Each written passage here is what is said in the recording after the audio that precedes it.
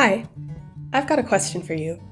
Have you ever watched a movie, TV show, cartoon, whatever it may be, and you saw this character and you're like, wow, this character feels so real, and you grew some sort of connection with the character, like you could relate to them?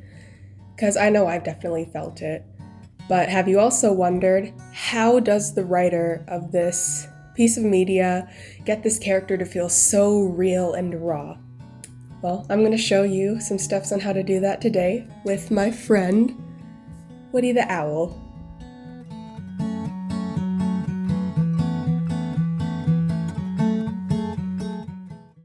Step 1. Geography. I think the first step is to figure out where your character is from geographically. This can very much affect how they live their life and what lessons they learn from it. So Woody here grew up in a forested area somewhere in Colorado. We're not sure exactly. And you could see a lot of the times Woody liked to hang out in trees and just observe the area around him. Step 2. Family life. In regards to family and friends, the way that your character grew up can be very crucial in the way that they see the world, whether they had two parents, one parent, no parents, siblings, aunts, uncles, grandparents, whatever that may be. Let's look at Woody here. Woody fell out of the nest when he was very, very young, and his parents did not think he would survive, but from all odds he did, so he never really had parental figures growing up. He was actually quite lonely until he met his dinosaur friend, Jelly. Him and Jelly hung out a lot, and they became very, very close friends. But the story doesn't end there. One day, Woody and Jelly were exploring, and Jelly got kidnapped by a stranger and was never seen again. I'm so sorry.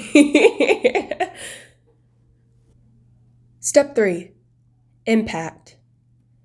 Based on that information alone, think of how this would impact your character. For example, Woody, because of everything that he went through, from being dropped out of the nest and abandoned by his parents, and now his friend just got kidnapped, he has become very isolated.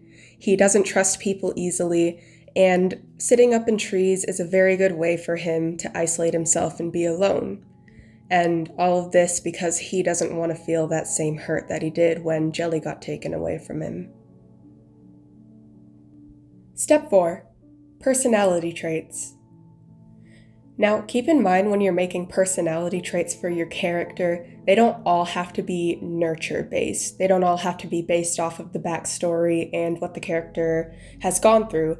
Some of it can just be part of their nature. Like you can make a stubborn character, for example, and nothing in their backstory indicates that they would be a stubborn person. And I usually like to start off with 2 positive personality traits and 2 negative personality traits, and of course, you can always build off of that. So Woody here is very pessimistic. If you look at his backstory, nothing has really gone right for him. He's been abandoned multiple times, so he can't really help but see the world in this more negative light. And he's also very indecisive. He doesn't really know how to choose for himself, and that's why he usually keeps himself isolated and alone, so he doesn't have to make those hard decisions most of the time. As for some positive personality traits, he's very patient. He loves spending time alone and isn't really one to jump for action, so he can wait for a really long time for things.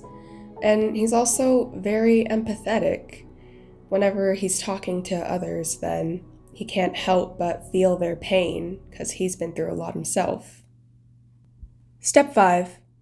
Character strengths. Now, when thinking about what your character is good at, this can be anywhere from physical strengths, such as they're good at fighting or they're good at lifting heavy things, or it can be emotional, like they're mature, their skin isn't as easy to get under, stuff like that. In Woody's case, Woody is very good at reading others. He can pick up things really well, especially when it comes to facial expressions. And he's a great listener too, so if you have any problems, you know to come to Woody. Step 6. Character weaknesses. This basically goes the same for the strengths. It can be physical, emotional, but this time it's something that your character struggles at. And this is essential if you want to make your character seem 3D and real. Because like all of us in the real world, none of us are perfect and we all need to work on something.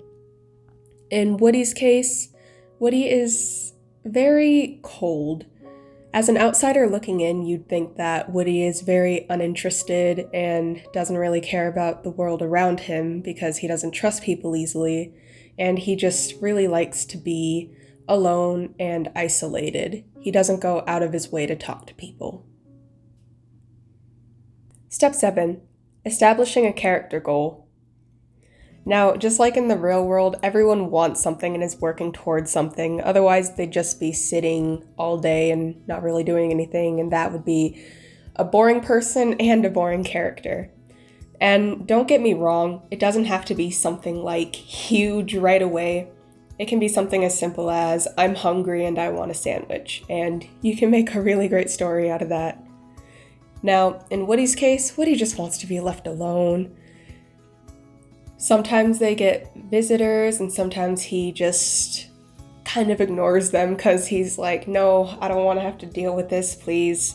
I just want to be alone. Step 8. Character motivations. So your character has a goal, but why do they want to achieve that goal? The motivation is what's going to push your story forward as your protagonist works towards what they want. Going back to the sandwich example, the reason why they want a sandwich, the motivation would be because they're hungry.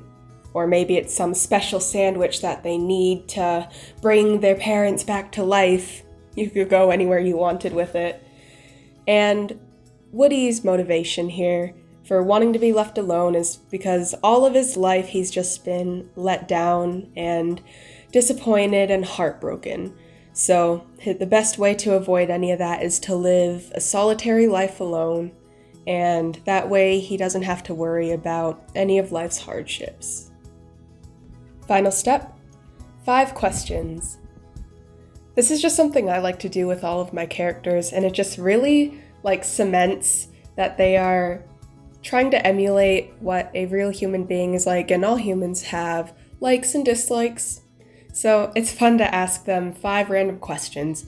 When I mean random, I mean you can basically ask whatever you want. What's their favorite food? What's their favorite pastime? You could ask a philosophical question like, do they think that a straw has 1 or 2 holes? And yes, there is a right answer to that one. Woody here, I asked him 5 questions, and these are the answers he gave me. He said that his favorite food is black beetles. He doesn't really like getting wet. His love language is words of affirmation. He actually really likes the dark, and he thinks that the meaning of life is suffering. And there you have it. You have made yourself a basic character. Now, keep in mind that my way is by no means the right way to write a character, and you can easily switch these steps around however you want. If you already know you want your character to be impulsive, you can write everything around that. So be creative with this. This isn't the only way to write a character, so just find a way that works for you. I'm Sam, and I hope you learned something from this video of how to make a character. I'm so sorry I made your backstory so sad.